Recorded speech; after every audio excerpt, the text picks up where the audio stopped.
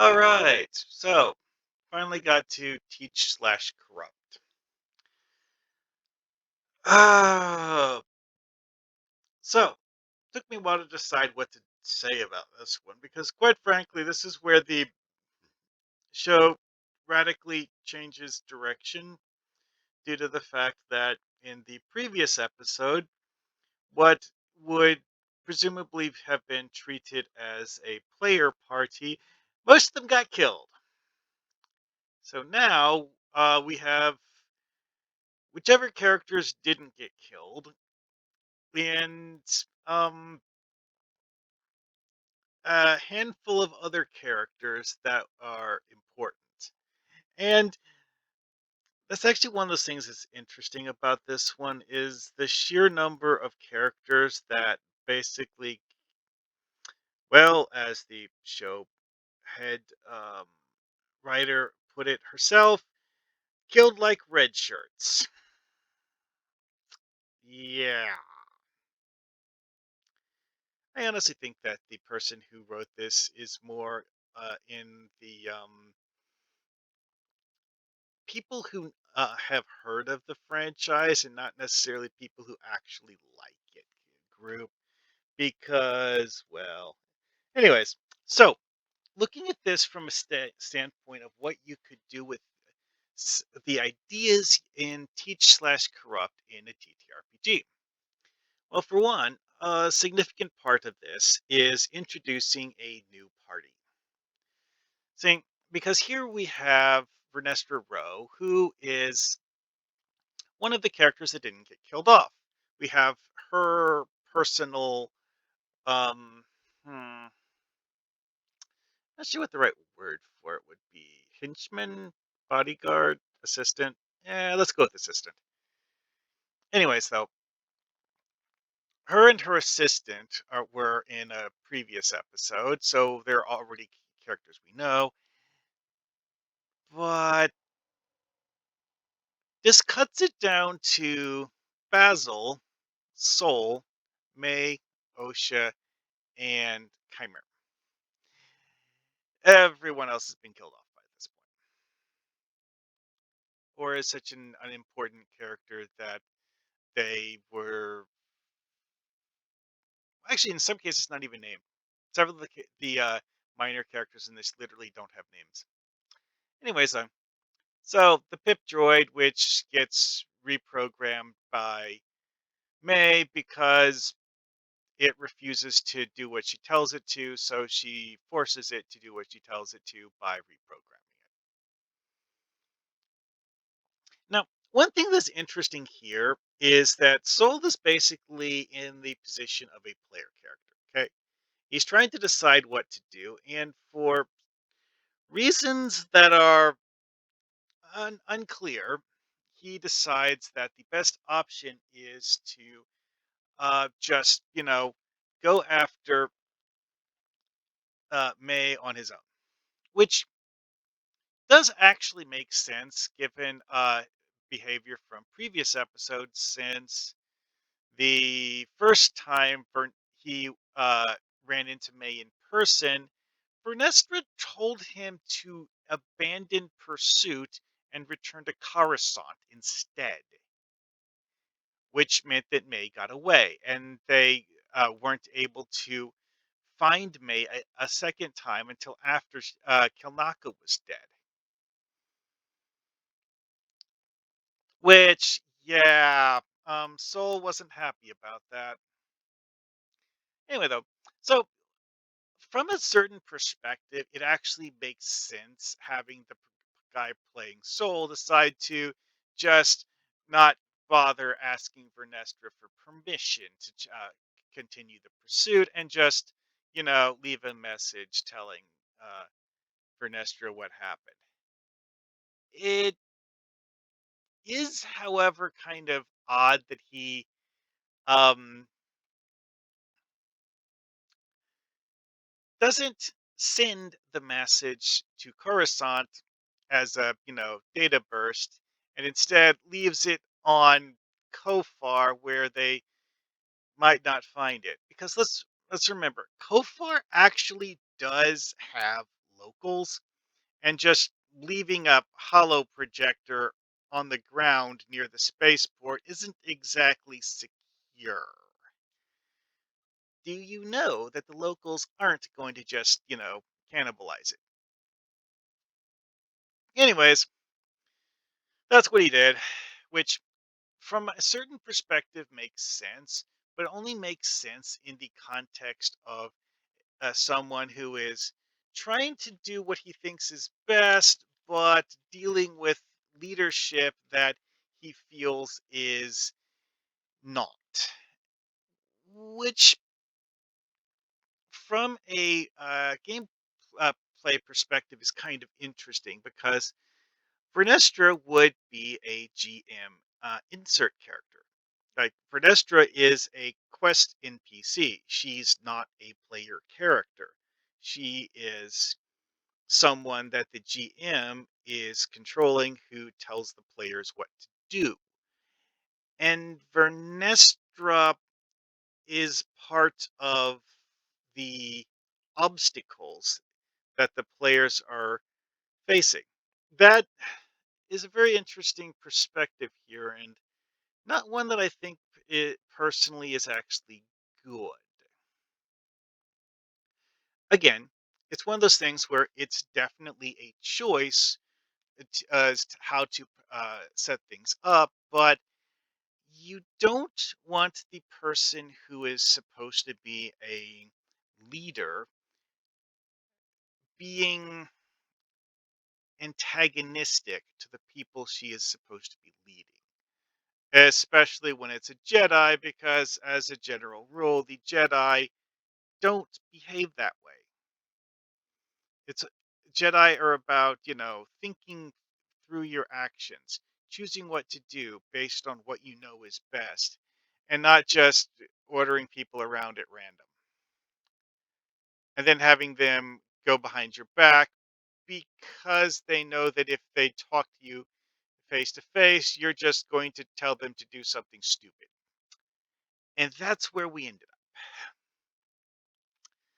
So, aside from that, uh, OSHA, May, and Chimera. This got sideways, and very, very strangely so. Chimera has decided that May is a failure as a acolyte. She failed his test of figuring out how to kill someone without a weapon.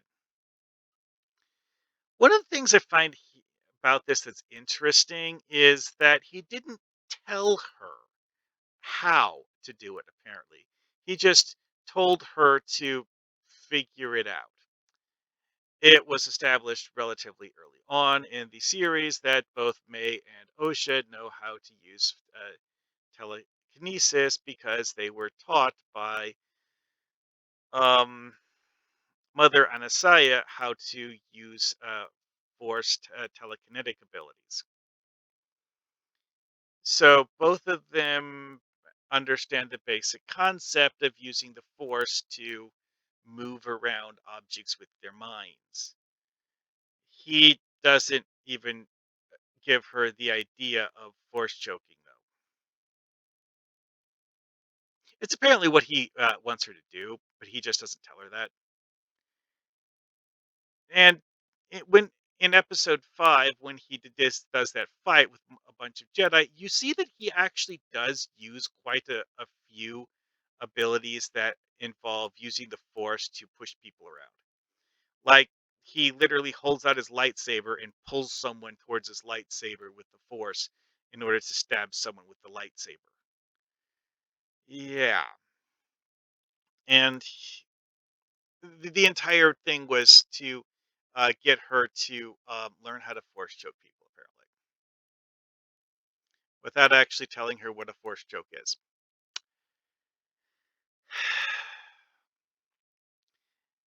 Is this a good idea for as a method of training? I don't know. I wouldn't say it was. But again, we're talking about a Sith who may or may not actually care. Because that's another thing, is that this show does not actually give any reason to believe that Chimera actually has um, high value placed on May. However, you do have him tagging along and following her, uh, because, like, for starters, May doesn't know that Kymir and her master are the same person. Actually, yeah, because, like, until after um Osha, uh, yes, as of episode 6, May still doesn't know Kymir's identity unless she saw his face on Kofar, and I don't know that she did. So as of episode 6, May still doesn't know. Possibly. Hard to say. Anyway, though, but again, this raises a lot of questions about how much he actually values her as a pupil. He doesn't actually seem to have spent a whole lot of time teaching her much of anything. I mean, they make a point of saying that she was trained as a Jedi, and then she does not much. Now, in terms of actual combat ability, she does actually have some skill in weapon combat, and she loses a one-on-one with Jeki, who's a Padawan.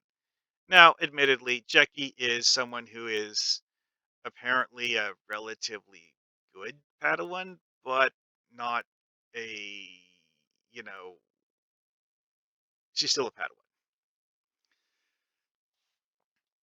Anyways, so what would I do with this in a TTRPG? Well, obviously, the fundamental thing here is that you're revamping the status quo. It's like which characters are player characters and which characters are NPCs. Because, if you have a long running campaign and 3 of your 4 players had their characters get killed, or in this case, maybe it'd be more like 2 out of 4 or 3 out of 5 or something. Because I suppose both Soul and Osha would count as player characters at this point. Whether you would swap Osha and May as player characters is debatable. You could go either way depending on what you want to do with that as a DM. But then you have the other people who were playing those other characters get new characters because their previous characters are dead. Now, Magandana is that guy I was referring to earlier as Vernestra's assistant. Raincourt, that's just an NPC. He's a senator who talks to Vernestra and seems to be put in there solely to give Vernestra a plausible reason for why she's being duplicitous. Thing is, her being duplicitous and getting caught just makes the senator's position stronger. So her being duplicitous isn't a good thing, not even from her perspective of wanting to get things done. Which, yeah, I don't think that's particularly well written. Now, the whole scene with Osha and this stranger, because they still haven't actually said his name, not even in back behind the scenes promotional material did they actually tell us what his real name is. Remember, Kymir was an alias he was using to hide his real name. As a Sith, he never says what his Sith name is. I personally think that he's based on Venomous from the Plagueis novel, but loosely based on Venomous because Venomous wasn't human, so he can't actually be the same guy from the Plagueis novel, just a slightly similar character. Anyway, though, so we end up with May and Soul doing stupid stuff because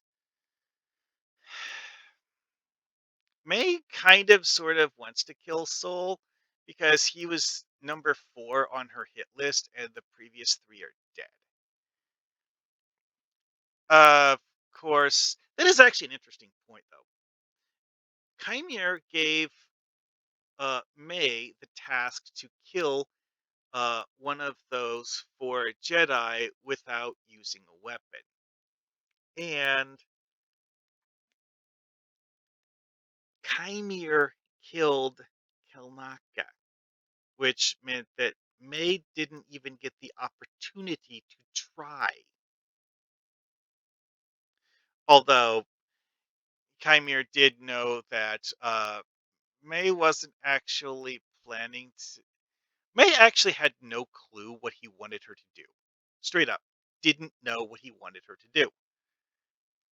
She was going forward with her revenge plan and not actually thinking about his trial in terms of what she was doing and just doing stuff to kill people and not doing his trial, which is probably what Chimere really, really didn't like and why he had chosen to basically just ditch her on Kofar and leave with Osha instead. Why he actually wants Osha as a disciple, yeah, that doesn't make a whole lot of sense to me. Not make sense to me at all. Because what reason does he have to think that she would be willing to do anything? Although his method of convincing her is,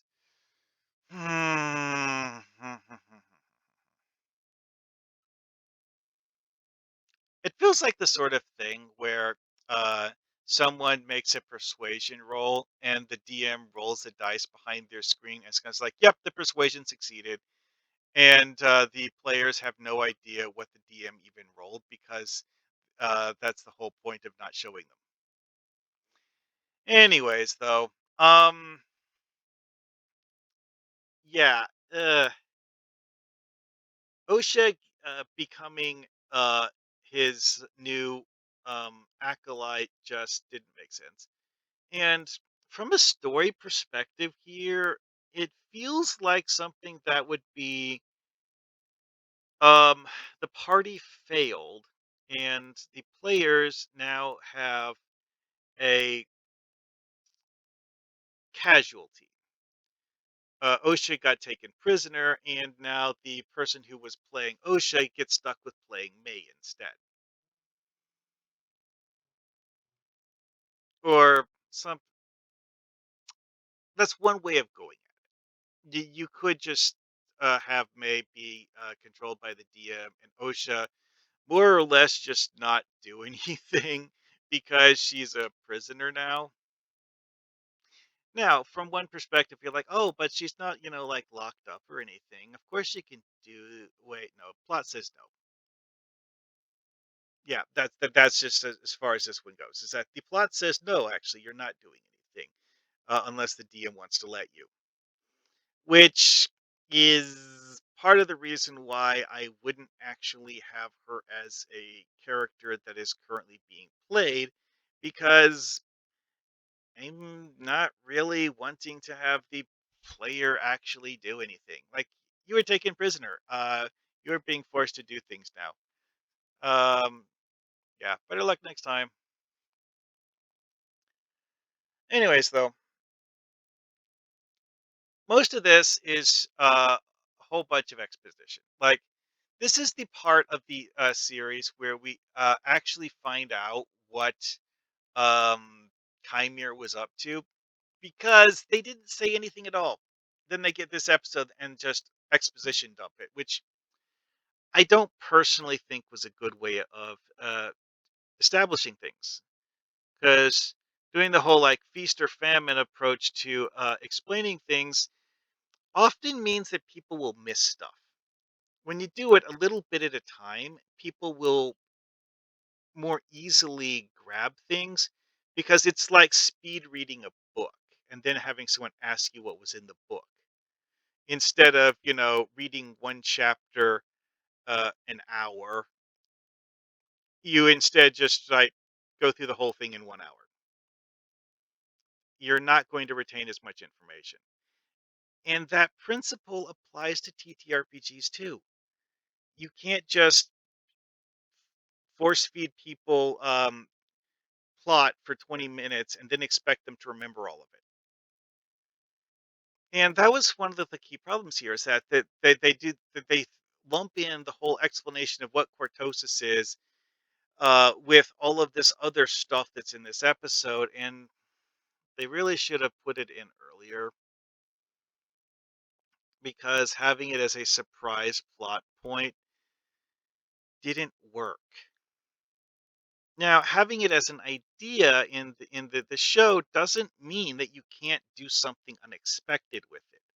Like the reveal that he has a helmet that's plated in cortosis and, durable enough that he can headbutt a lightsaber blade with his cortosis plated helmet and have the lightsaber blade fizzle out. That was a, you know, cool looking visual effect. I have a lot of less charitable things to say about how they set up that scene, but the actual visual of him headbutting a lightsaber with the helmet was a pretty cool visual. And from a TTRPG perspective, having that as a um, skill that an enemy will attempt to use in combat is something that would logically make sense. But you don't want to just throw that at players unless you're trying to get a TPK, which was kind of what they ended up with in the previous episode. Everyone except Soul and Osha was dead, and Osha was taken prisoner.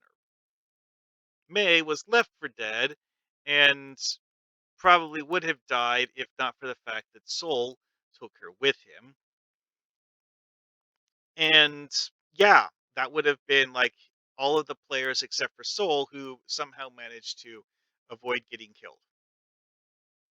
And it's not entirely clear if um, Chimere actually intentionally left Soul alive, because the way that that scene was set up, it kind of feels like if like a DM like does rolls a perception check for the bad guy, and the bad guy fails his perception check, and then incorrectly assumes that Soul is dead and then leaves.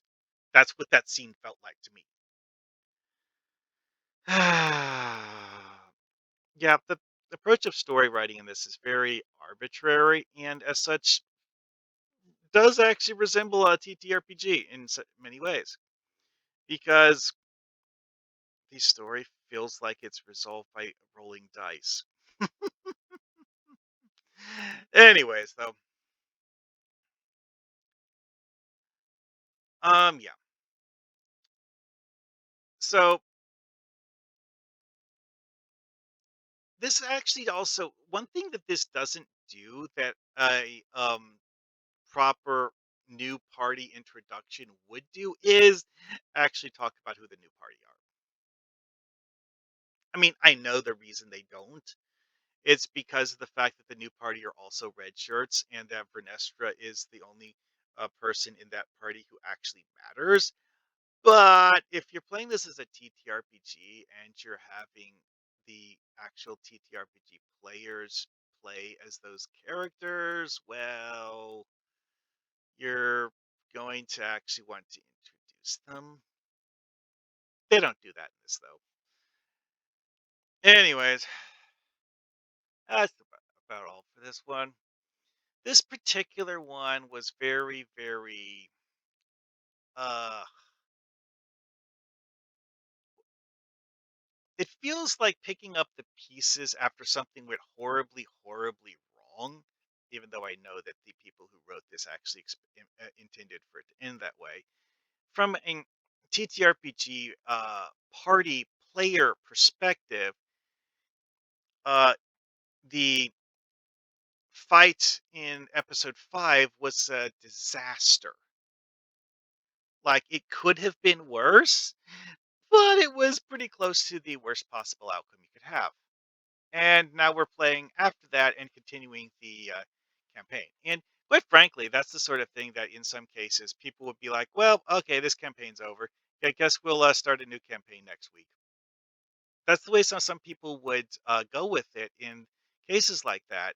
And part of why this feels so weird after that is because of just how radically the direction of the story changed.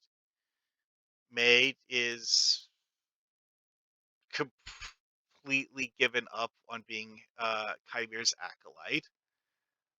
Osha has completely given up on being a Jedi. Soul has just like gone off the reservation to hunt down Kymir. And yeah, it's kind of weird, you know. Anyways, that's enough of that. The whole thing with the whole like sensory deprivation headpiece. Why would you fight in one of those? Seriously. Like I get the whole thing of like having a mask that you can cover your face with. Yes, that makes sense. You don't want to have a helmet that always covers your entire face all the time. Anyways, that's enough.